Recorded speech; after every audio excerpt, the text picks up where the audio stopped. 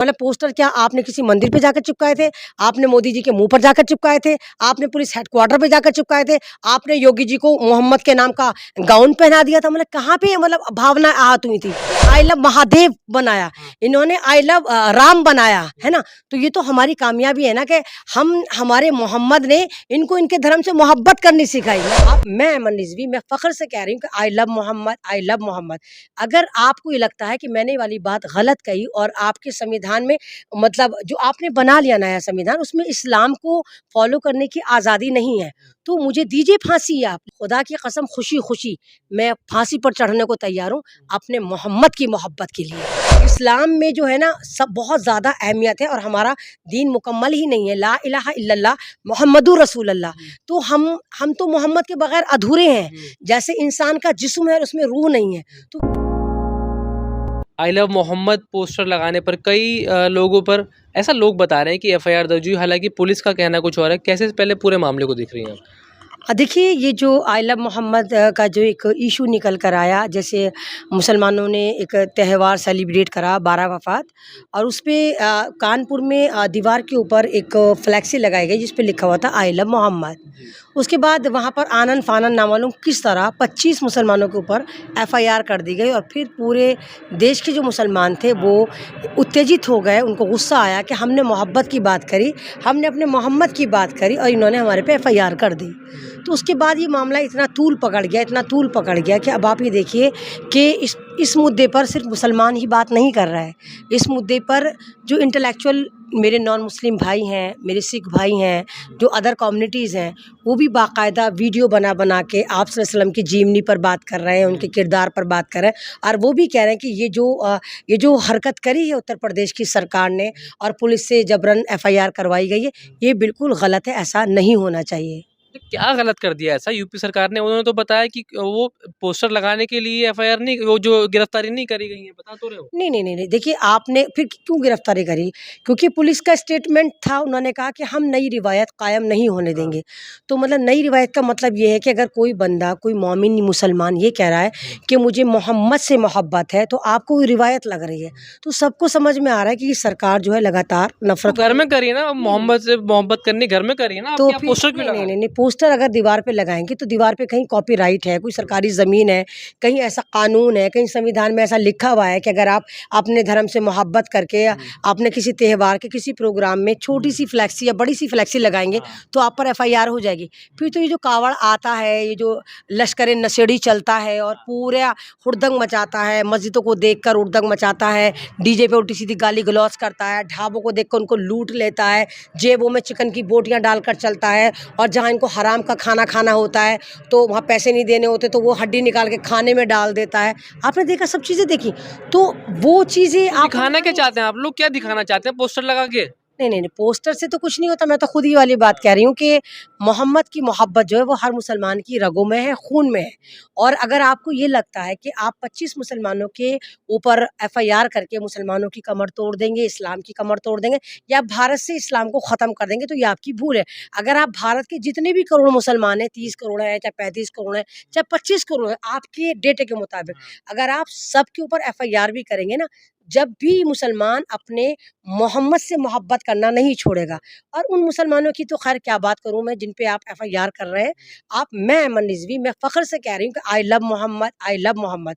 अगर आपको ये लगता है कि मैंने ये वाली बात गलत कही और आपके संविधान में मतलब जो आपने बना लिया नया संविधान, उसमें इस्लाम को फॉलो करने की आज़ादी नहीं है, तो मुझे दीजिए फांसी आप। लेकिन जज साहब अपने स्टेटमेंट में लिखें कि अमन रिजवी को हम इस बात पर फांसी दे रहे हैं कि वो मोहम्मद की बात करती है, मोहम्मद से मोहब्बत की बात करती है, इसलिए हम अमन रिजवी को सजाए मौत देते हैं और कलम तोड़ दें।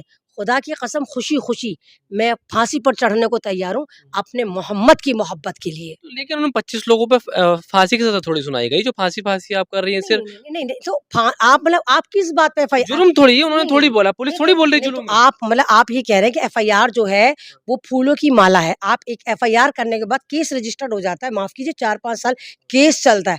आप मतलब 25 मुसलमानों की फैमिली को आपने डिस्टर्ब कर दिया सिर्फ इसलिए कि उन्होंने कहा कि हमें मोहम्मद से मोहब्बत है। इन लोगों को पता ही नहीं कि इस्लाम क्या है। क्यों देखिए, इस्लाम में जो है ना सब बहुत ज़्यादा अहमियत है और हमारा दीन मुकम्मल ही नहीं है। ला इलाहा इल्लल्लाह मोहम्मदुर रसूलुल्लाह। तो हम तो मोहम्मद के बगैर अधूरे हैं। जैसे इंसान का जिस्म है उसमें रूह नहीं है, तो वही वाला मसला है। तो आप मोहम्मद को मुसलमानों से या इस्लाम से हमारे दिलों से जुदा नहीं कर सकते। तो जुदा भी कौन कर रहा है? अब ये तो बताइए ना, जुदा तो कोई कर ही नहीं रहा है। मतलब आप एफआईआर को, मतलब आप एफआईआर को क्या कह रहे हैं कि एफआईआर जो है वो बहुत अच्छी चीज़ है। आप अगर कोई मुसलमान ये कह रहा नहीं, है किसी कि की धार्मिक नहीं, भावनाएं नहीं, आहत हो नहीं, सकती है नहीं, ना नहीं, भाई, नहीं, अगर नहीं, पोस्टर लगा नहीं, रहे हैं नहीं, आप नहीं, तो। आप मतलब पोस्टर क्या आपने किसी मंदिर पे जाकर चिपकाए थे? आपने मोदी जी के मुँह पर जाकर चिपकाए थे? आपने पुलिस हेडक्वार्टर पे जाकर चिपकाए थे? आपने योगी जी को मोहम्मद के नाम का गाउन पहना दिया था? मतलब कहाँ पे मतलब भावनाएँ आहत हुई थी? अगर वहाँ पर एक जुलूस था, जो आपको पता होगा 12 वफ़ात का प्रोग्राम हुआ था, उसमें अगर फ्लेक्सी लगा ली गई तो उसमें नई रिवायत कहाँ से आ गई? मतलब आपको कोई मोहब्बत की बात करता है तो आपको नई रिवायत लगती है, क्योंकि आपने देखा 14 के बाद भारत में नफरत की राजनीति हो रही है। आप मुसलमानों की पकड़ पकड़ के मॉब लिंचिंग कर रहे हैं, कभी आप गाय के नाम पर कर रहे हैं, कभी आप मस्जिद के नाम पे कर रहे हैं, कभी आप हिजाब के नाम पे कर रहे हैं, कभी आप पाकिस्तान के नाम पर कर रहे हैं। मतलब आप मुसलमानों के दुश्मन हैं। आपको टोपी से, दाढ़ी से, मुसलमान से, हिजाब से, कुरान से, इस्लामिक फोबिया का इतना शिकार हो गए, कभी मोहब्बत की बात से भी ये घबराते हैं, क्योंकि इनको लगता है कि इनके पास कोई चूरन था नहीं। इनको लगा कि मुद्दे जो थे मेन चीज़ जो है ना, देखो ये सैफ, ये मेन चीज़ मुद्दों को भटकाने के लिए करा गया। आप ये देखिए जिस तरह अमेरिका लगातार हमारे ऊपर तनकीद कर रहा है, हमारे ऊपर टैक्सेस की भरमार कर रहा है, हमारे पे टैरिफ लगा दिया 50% उसने। और जिस तरह अमेरिका ने भी हाल फिलहाल में देखे कि हमारे जो भारतीय वीज़ा थे, जो 75% भारतीय अमेरिका में जॉब कर रहे थे, उनको वीज़ा मिलता था 6 साल के H1B वीज़ा, जो अमेरिका में एलिजिबल लोग नहीं हैं उनको वो जो मतलब एक तरह की पूर्ति थी। भारत के लोग, भारत के युवा मैथमेटिक्स में, साइंस में और टेक्निकल लाइन में, अमेज़न में, मेटा में, गूगल में जॉब कर रहे थे। तो उसने ट्रंप ने मैं ट्रंप को लाल चड्डी कहती हूँ, क्योंकि ट्रंप भी अपनी अकल इस्तेमाल नहीं करता। ट्रंप जब आया तो ट्रंप ने कहा कि मैं अमेरिका से घुसपैठियों को निकाल बाहर करूँगा। जैसे भारतीय जनता पार्टी आई थी ना, उसने कहा था कि हम घुसपैठी मुसलमानों को बाहर निकालेंगे। तो ट्रंप, अब घुसपैठियाँ होंगी तभी तो निकालेंगे। तो ट्रंप ने जितने भी H1B वाले वीज़े थे उनको घुसपैठिए कहा, और कहा कि सारे के सारे जो भारतीय तुम्हारी जॉब खा रहे हैं। तो अमेरिका भी कूद पड़ा, हाय हमारी जॉब खा रहे हैं। वो जॉब नहीं खा रहे, वो तो एक प्रॉपर चैनल में वहाँ पर जॉब करने गए, जिसका कानून खुद अमेरिका में 1990 में बनाया गया कि अगर अमेरिका में कोई लोग मतलब कहीं किसी चीज़ की कमी है और वहाँ पर वो नौजवान मौजूद नहीं है जो अमेरिकन है, तो उसकी हायरिंग आप इंटरनेशनल कर सकते हैं, जिसमें सबसे ज़्यादा हिंदुस्तान से हायरिंग हो रही थी, जो 75% थी। लेकिन अभी जो है जो ये जुलूस निकला, उस जुलूस के बाद जब आई लव मोहम्मद के पोस्टर लगने शुरू हुए तो फिर पूरे देश में फैलने लगा। उसके बाद उत्तराखंड में काशी से एक तस्वीर आई कि जब पोस्टर लेके जा रहे थे मुसलमान, तो कई पुलिसकर्मियों के साथ उनकी झड़प हुई और एक पुलिसकर्मी को चोट भी लगी। तो ये मुसलमान कर क्या रहे हैं? तो पुलिस वालों से भी झड़प करने लग गए। भाई अपना शांतिपूर्वक प्रदर्शन तो करो ना कम से कम। देखिए, मुसलमान शांतिपूर्वक ही प्रदर्शन करता है। हम मुसलमानों का भी मामला ये है कि हम अल्लाह को भी मानते हैं, हम रसूल को भी मानते हैं, लेकिन अल्लाह रसूल जो कह रहे हैं वो नहीं मानते हम। अल्लाह ने कब कहा कि आप सड़कों पर उतर जाएं मेरा नाम लेके? मतलब क्या आप तो अगर वही तो अभी आपने सही बात जी, कही है। जी, तो भाई अल्लाह ने हाँ, ये भी तो नहीं कहा कि हाँ, मेरे पोस्टर लगाओ, मोहम्मद ने नहीं कहा पोस्टर लगाओ, तो जी, क्यों जी, लगा रहे हो बिल्कुल, पोस्टर? बिल्कुल। मैंने कहा वो प्री प्लान पोस्टर नहीं था, लेकिन अब देखने को मिल रहा है कि बिल्कुल आप हिंदुइज़्म की तरह मतलब टी-शर्ट बना रहे हैं आई लव मोहम्मद की। क्या आप उन टी-शर्ट को पहनकर बैतुल खला में नहीं जाएँगे? क्या जब आप उसको अपना क्या नाम है एक नेचुरल कॉल पर आप जाएँगे, बाथरूम जाएँगे, तो क्या वहाँ मोहम्मद की बेइज़्ज़ती नहीं होगी? आप उस टी-शर्ट को पहनकर जाएँगे। अरे हमें नहीं ज़रूरत है, हमें नहीं ज़रूरत है। हम इन लोगों को बताएँ कि मोहम्मद हमारे लिए क्या थे। ये हमारा और हमारे खुदा का मामला है, और रहती दुनिया में मोहम्मद को ख़त्म नहीं कर सकते। आप लोगों को शायद ये पता भी ना हो, सर्च करना, गूगल पे देखना या किसी काबिल आदमी से पूछना। अल्लाह ताला ने अज़ान को एक ऐसा मतलब एक ऐसी कॉल बनाई जो हर सेकंड कहीं न कहीं हो रही होती है। 1 सेकंड के लिए भी 24/7 एवरी सेकंड अज़ान पूरी दुनिया में गूंजती रहती है। तो जब हम अज़ान को ये बैन नहीं कर सकते, तो इस्लाम को कैसे ये नुकसान पहुँचा सकते? क्योंकि इस्लाम आपके दिल में है, रसूल आपके दिल में है, आपके खून में है। हम जब पैदा होते हैं तब भी हमारे कानों में अज़ान दी जाती है, जब हम जाते हैं तब भी हमें मतलब हमारी नमाज़ होती है, हम जब सोते हैं जब हम ला इलाहा इल्लल्लाह मुहम्मदुर रसूलुल्लाह पढ़ते हैं, जब हम उठते हैं जब भी ला इलाहा इल्लल्लाह मुहम्मदुर रसूलुल्लाह पढ़ते हैं। हम कोई सड़क पे जाते हैं, कोई ऐसी चीज़ देख लेते हैं जो इस्लाम के खिलाफ लगती है, बुत है, हम तब भी ला इलाहा इल्लल्लाह मुहम्मदुर रसूलुल्लाह कहते हैं। तो ये हमारे दिलों से नहीं निकाल सकते। तो आप ऐसा काम बिल्कुल भी मत करें जिससे आपकी आने वाली जनरेशन या आपका जो यूथ, आज का जो यूथ है, वो जेलों में जाइए। यही चाहते हैं कि आपको उकसाएं और आप उकसें और आप ऐसे काम करें जिससे आपके ऊपर एफआईआर हो और आप जेलों की जीनत बने। ना करें खुदारा ऐसा काम। आप अगर पीसफुल प्रोटेस्ट कर भी रहे हैं तो उसकी परमिशन लीजिए। आप पहले परमिशन लीजिए फिर करिए। आप सोशल मीडिया पे कैंपेन चला रहे हैं, बेशक चलाइए। आप जैसे हम आवाज उठा रहे हैं ऐसे आवाज उठाइए, लेकिन कोई ऐसा काम मत करिए जिसकी वजह से आज की जनरेशन पे, मुस्लिम यूथ पर, मुस्लिम नौजवानों पर, गयूर नौजवानों पे एफआईआर हो। तो ये नहीं, तो मुसलमानों की गलती थी जो पोस्टर लगाया, मानिए ना इसकी गलती थी। नहीं, देखिए वो तो गलती फंसे तो वही 25 ना, अगर मान लीजिए उनकी तो गलती थी। नहीं, देखिए अब वो 25 जो फंसे, वहाँ पुलिस फंसती हुई नजर आ रही। पुलिस फौरन अपना स्टेटमेंट चेंज करी। पुलिस कह रही कि नहीं, इन्होंने ये करा था, वो धार्मिक पोस्टर फाड़ा था, वो फाड़ा। देखिए जो हमें मालूम है कि हमें आज तक हमें मालूम है कि जितने भी मुसलमानों को बेगुनाह ये जेलों में डालते हैं, चाहे वो 10 साल बाद, चाहे 20 साल बाद, चाहे 30 साल बाद, अल्हम्दुलिल्लाह सुम्मे अल्हम्दुलिल्लाह वो बाइज्जत बरी होकर आते हैं। लेकिन जरा सी गलती, हिकमत अमली भी कुछ चीज़ होती है ना, जरा सी गलती की वजह से आपके नौजवानों की, हमारे नौजवानों की, देश के भविष्य की जिंदगी जेलों में सड़ जाती है, बर्बाद हो जाती है। आपको उस वक्त तक ही याद करा जाता है, तब तक वो वीडियो वायरल रहती है, चाहे वो टेलीग्राम पे हो, इंस्टाग्राम पर हो, फेसबुक पर हो, व्हाट्सएप पे हो। जब तक वो शेयर हो रही तब तक आपको और आपके जज्बे को सलाम करती है ये दुनिया। ये इस वक्त इस नहज पे हम पहुंच चुके हैं कि हम चढ़ते सूरज को सलाम करते हैं, उसके बाद कोई याद नहीं रखता कि आपके साथ क्या हुआ, आपके बेटे के साथ क्या हुआ, आप पे कितनी एफआईआर हुई। तो खुदारा होश के नाखून लीजिए। मैं ये नहीं कह रही कि मोहम्मद से मोहब्बत मत करिए, मैं तो खुद कह रही हूँ कि मोहम्मद के नाम पे अगर कोई जज फांसी देता है तो ऐमन रिजवी कहेगी कि हाँ मुझे फांसी दीजिए, और ये कह के कलम तोड़िए कि हाँ ऐमन रिजवी का जुर्म ये था कि इसने मोहम्मद से मोहब्बत करी, इसलिए हम इसको सजाए मौत देते आज जो हैं। है बनारस में भी आई लव महाकाल के पोस्टर निकले, ये किस वजह से हो रहा है? सिर्फ आप लोगों की वजह से हो रहा है? नहीं, ये तो हमारी कामयाबी है मेरे भाई। आप ही देखिए कि एक मोहब्बत ने, एक आई लव मोहम्मद से मोहब्बत ने इनको ये बता दिया, ये नकलची हैं, हालांकि नकल कर रहे थे। इन्होंने अपने धर्म से मोहब्बत करने का दावा करा।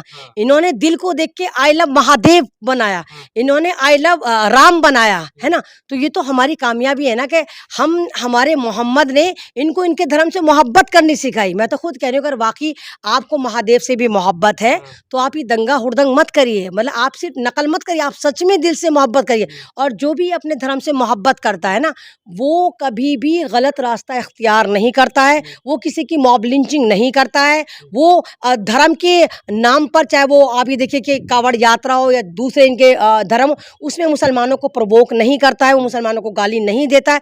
तो धर्म हमें इंसानियत की बात सिखाता है, जोड़ने की बात सिखाता है, जिंदगी गुजारने की बात। मुसलमानों को हिंदू राष्ट्र है तो यहाँ तो ये आई लव मोहम्मद नहीं कहना चाहिए ना, ये थोड़ा सा परहेज करना चाहिए मुसलमानों को। नहीं, आपसे किसने कहा कि हिंदू राष्ट्र? बेशक संविधान गिरवी रख दिया गया हो मुसलमानों के लिए, बेशक हमारी तमाम अदालतें चोरी कर ली गई हूँ, हमारी तमाम सरकारी एजेंसी चोरी कर ली गई हूँ, तमाम मीडिया मुसलमानों के लिए चोरी हो गया हो, लेकिन आज भी ये हकीकत और कड़वी हकीकत है।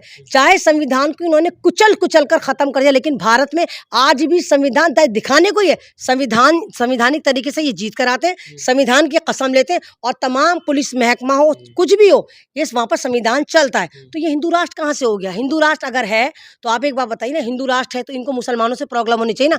तो हिंदू राष्ट्र में सारे जो बेचारे मेरे यूथ नौजवान हैं जो रेलों में चढ़ के मर रहे हैं, ये जो नौकरी के नाम पर पुलिस के डंडे पिट के मर रहे हैं, बिहार में देखिए प्रोटेस्ट हो रहे हैं, पुलिस कैसे उनको धो रही है, मारे पीट रहे, तो वो तो 80% मेरे हिंदू भाई है ना। तो उनको भी आप जॉब नहीं दे पा रहे, उनको भी आप सिक्योर नहीं कर पा रहे, उनके साथ भी आप मारपीट कर रहे हैं। तो आप मुल्ले मुसलमानों के लिए पेट्रोल महंगा कर दिए, 500 रुपये लीटर कर दिए। आप कम से कम मेरे हिंदू भाइयों को तो 20 रुपये लीटर पेट्रोल दीजिए ना। आप मेरे कम से कम इस हिंदू राष्ट्र में मेरे भाइयों को, आप कहते हैं हमने ट्रेन बना दी, हमने जी क्या नाम है फलाना ट्रेन बना दी, हमने वंदे भारत बना दी। आप वंदे भारत का क्रेडिट अगर ले रहे तो आप उन लोकल ट्रेनों का, उन एक्सप्रेस का हाल तो देखिए, जिनमें हजारों की भीड़ होती है और कुचले जाते हैं, चढ़ नहीं पाते हैं, अपनी मंजिल तक पहुंच नहीं पाते हैं, वो फ्री में तो नहीं जा रहे ना। तो यानी आपने आम लोगों के लिए तो कोई फैसिलिटी दी नहीं, और वंदे भारत का आप क्रेडिट ले लेते हैं। तो वो जो सफ़र करने वाले मेरे 80% लोग हैं ना, वो मेरे हिंदू भाई हैं।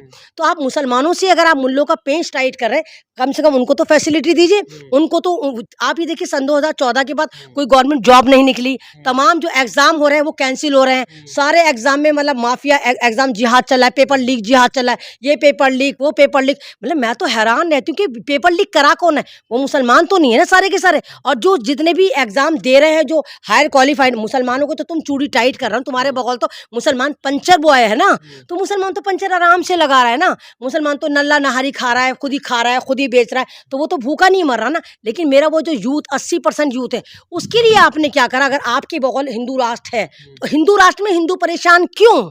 हिंदू राष्ट्र में आप महिलाएं लड़कियां सुरक्षित क्यों नहीं? आप देखिए हर 10 मिनट में भारत में एक लड़की के साथ, महिला के साथ, बच्ची के साथ गलत काम होता है। तो उसमें 99% मेरी हिंदू बहनें, हिंदू फैमिली है। तो जब हिंदू राष्ट्र है तो आपकी जो भारत माता की जय जय करके आप उसी महिला को लूट रहे हो, खसोट रहे हो, हैवानियत का नंगा नाच नाच रहे हो, तो उस महिला के साथ क्यों? क्या वो भारत की बेटी नहीं है?